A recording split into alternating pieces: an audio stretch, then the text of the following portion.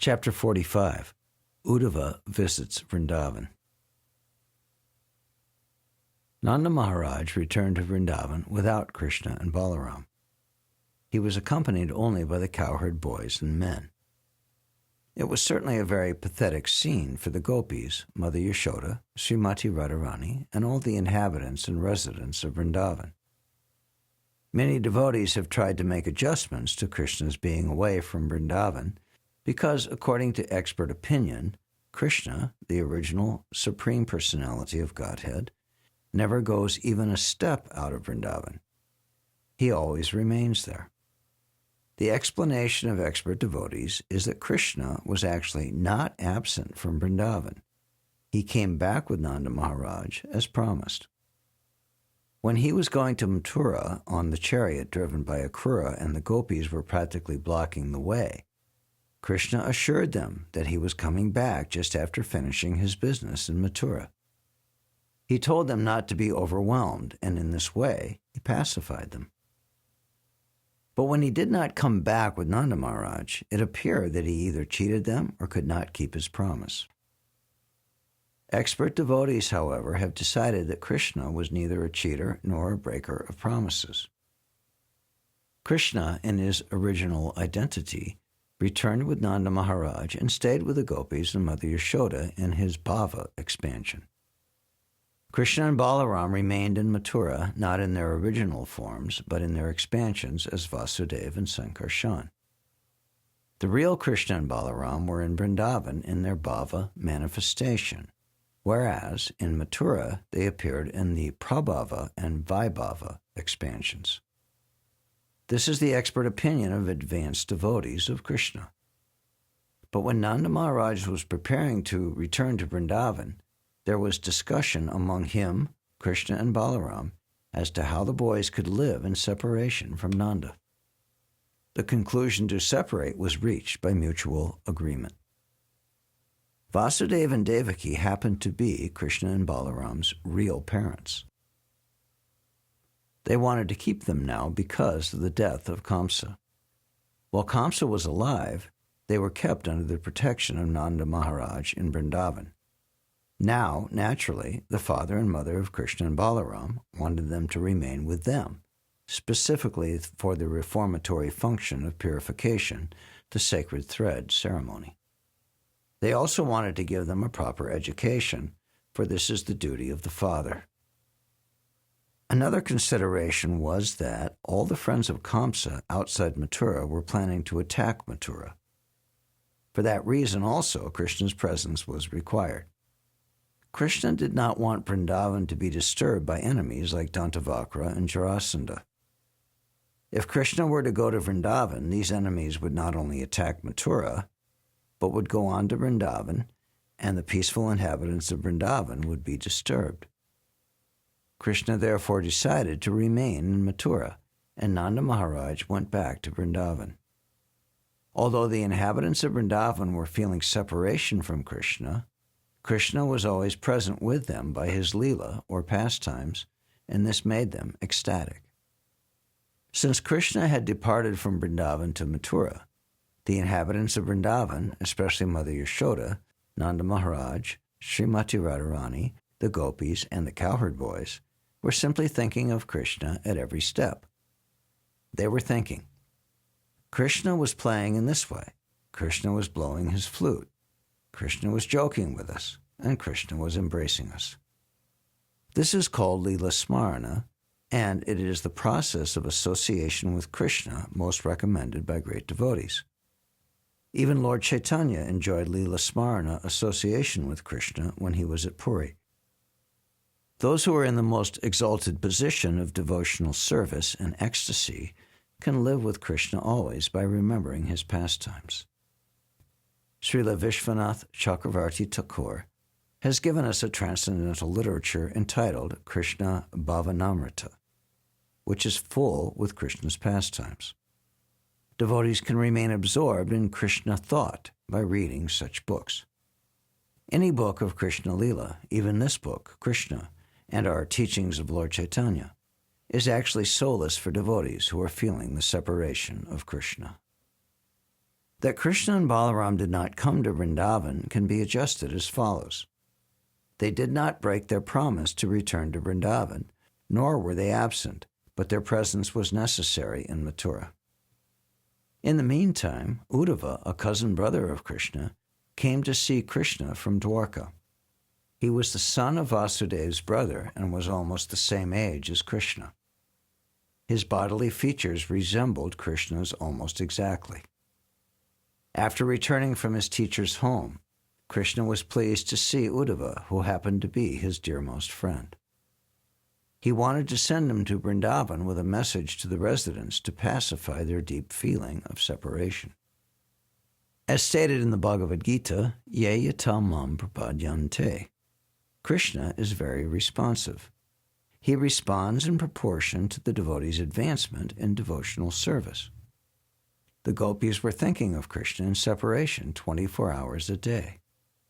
Krishna was also always thinking of the gopis, Mother Yashoda, Nanda Maharaj, and the residents of Vrindavan, although he appeared to be away from them. He could understand how they were transcendentally aggrieved, and so he immediately wanted to send Uddhava to give them a message of solace. Uddhava is described as the most exalted personality in the Vrishni dynasty, almost equal to Krishna. He was a great friend, and on account of being the direct student of Brihaspati, the teacher and priest of the heavenly planets, he was very intelligent and sharp in decision. From the intellectual standpoint, he was highly qualified. Krishna, being a very loving friend of Uddhava, wanted to send him to Vrindavan just to study the highly elevated ecstatic devotional service practiced there.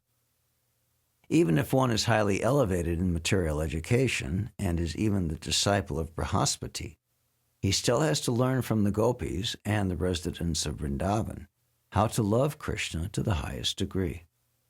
Sending Uddhava to Vrindavan with a message to the residents of Vrindavan to pacify them was Krishna's special favor to Uddhava. Lord Krishna's name is Hari, which means one who takes away all the distress from the surrendered souls. Lord Chaitanya states that there cannot be at any time a worship as exalted as that realized by the gopis. Being very anxious about the gopis' grief, Krishna talked with Uddhava and politely requested him to go to Vrindavan. Shaking Uddhava's hand with his own hands, he said, "My dear gentle friend Uddhava, please go immediately to Vrindavan and try to pacify my father and mother, Nanda Maharaj and Yashoda Devi, and the gopis. They are very much grief-stricken, as if suffering from great ailments. Go and give them a message. I hope their ailments will be partially relieved. The gopis are always absorbed in thoughts of me. They have dedicated body, desire, life, and soul to me. I am anxious not only for the gopis, but for anyone who sacrifices society, friendship, love, and personal comforts for me. It is my duty to protect such exalted devotees.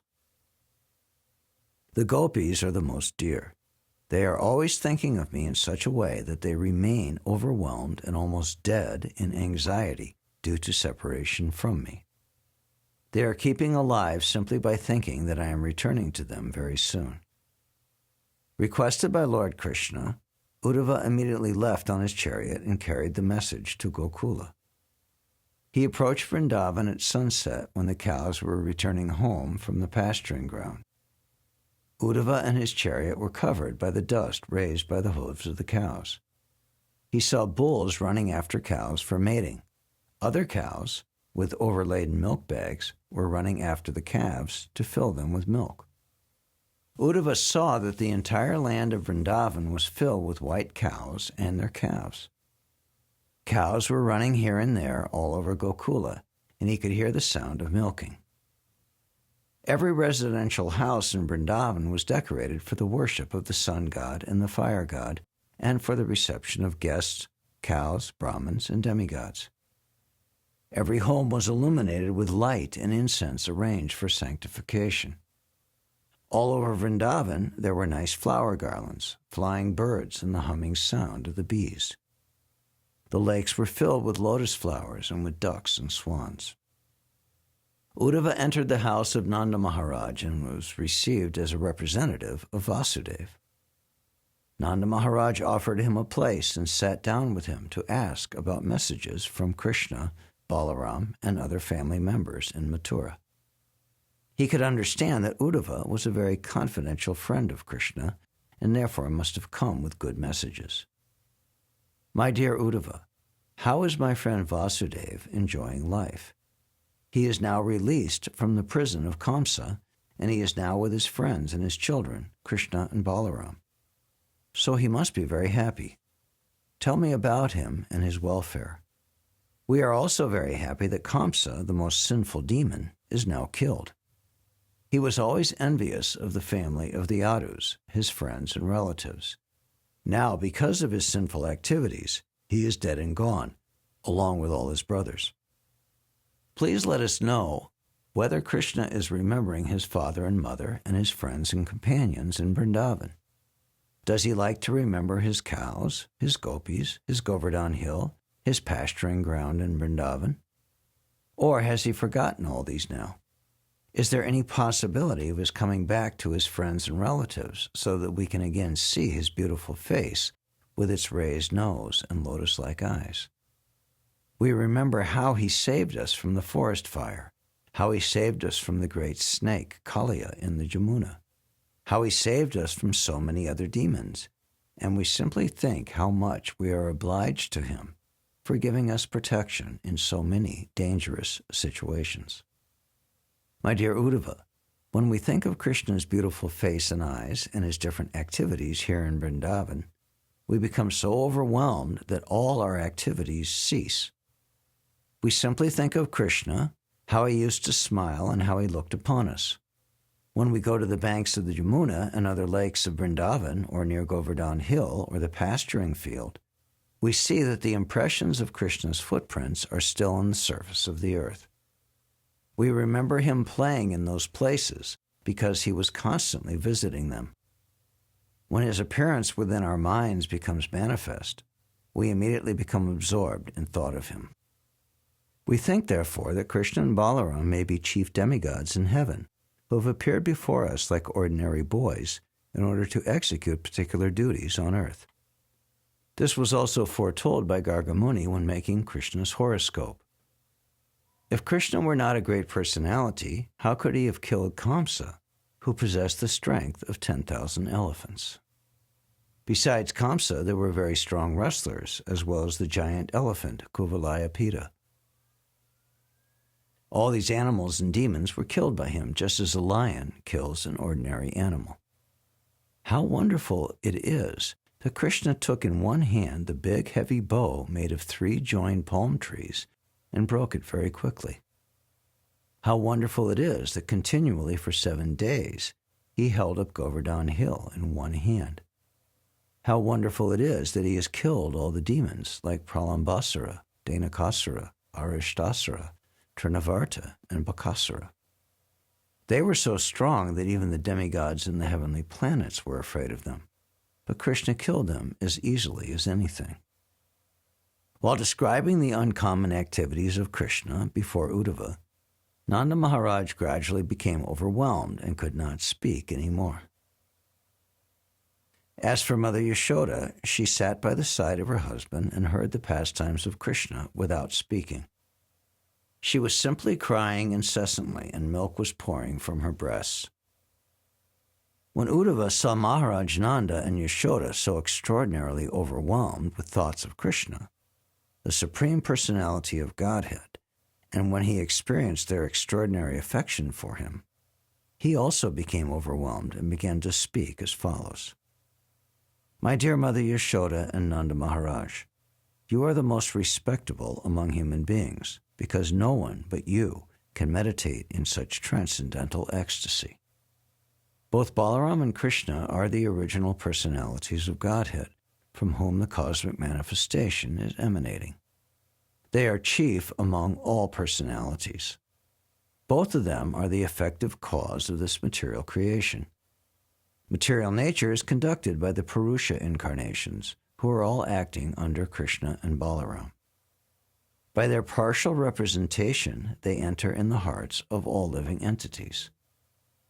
They are the source of all knowledge and all forgetfulness also. This is confirmed in the Bhagavad Gita, 15th chapter. I am present in everyone's heart, and I cause one to remember and to forget. I am the original compiler of the Vedanta, and I am the actual knower of the Vedas. If, at the time of death, a person can fix his pure mind upon Krishna even for a moment, he becomes eligible to give up this material body and appear in his original spiritual body, just as the sun rises with all illumination. Passing from his life in this way, he immediately enters into the spiritual kingdom, Vaikuntha. This is the result of Krishna-conscious practice.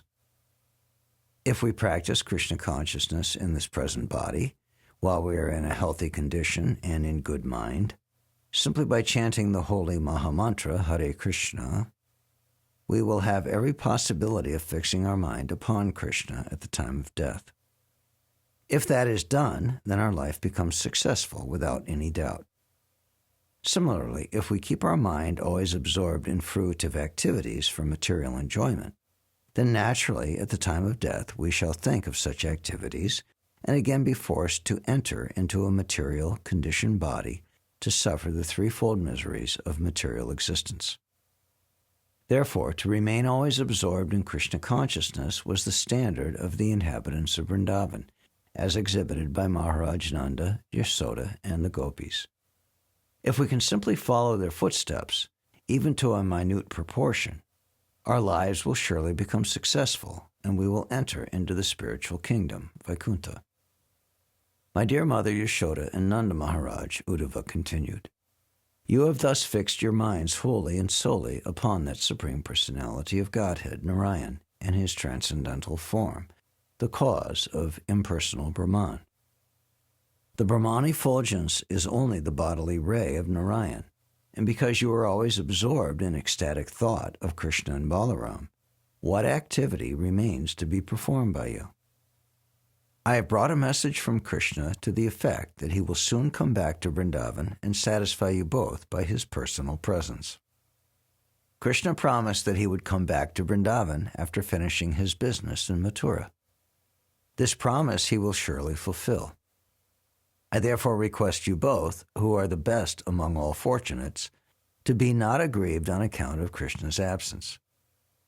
You are already perceiving his presence 24 hours a day, and yet he will come and see you very soon. Actually, he is present everywhere and in everyone's heart, just as fire is present in wood. Since Krishna is the Supersoul, no one is his enemy, no one is his friend, no one is equal to him, and no one is lower or higher than him. Actually, he has no father, mother, brother, or relative, nor does he require society, friendship, and love. He does not have a material body. He never appears or takes birth as an ordinary human being. He does not appear in higher or lower species of life like ordinary living entities who are forced to take birth on account of their previous activities. He appears by his internal potency just to give protection to his devotee.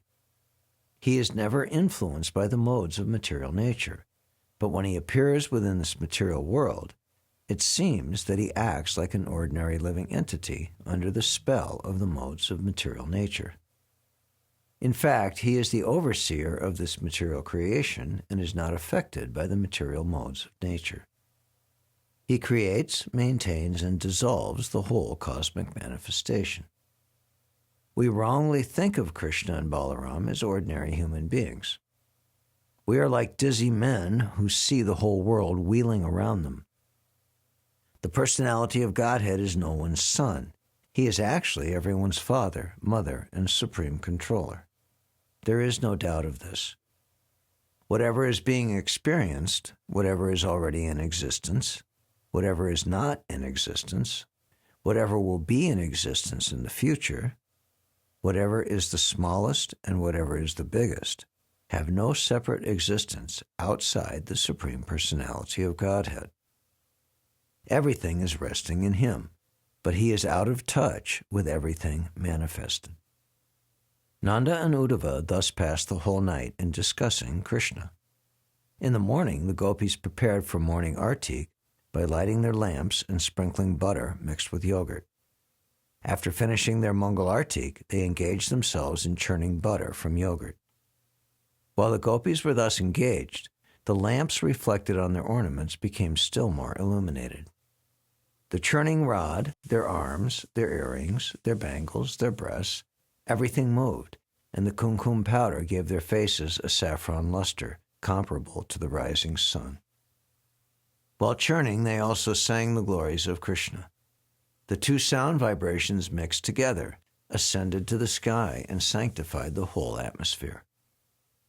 After sunrise, the gopis came as usual to offer their respects to Nanda Maharaj and Yasoda. But when they saw the golden chariot of Uddhava at the door, they began to inquire among themselves, what was that chariot, and to whom did it belong? Some of them inquired whether Akrura, who had taken away Krishna, had again returned.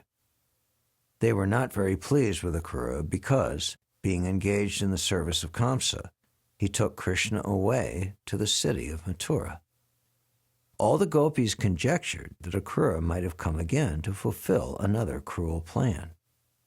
But they thought, we are now dead bodies without our supreme master, Krishna. What further act can he perpetrate on these dead bodies? While they were talking in this way, Uddhava finished his morning ablutions, prayers, and chanting, and came before them. Thus ends the Bhaktivedanta purport of the 45th chapter of Krishna, Uddhava Visits Vrindavan.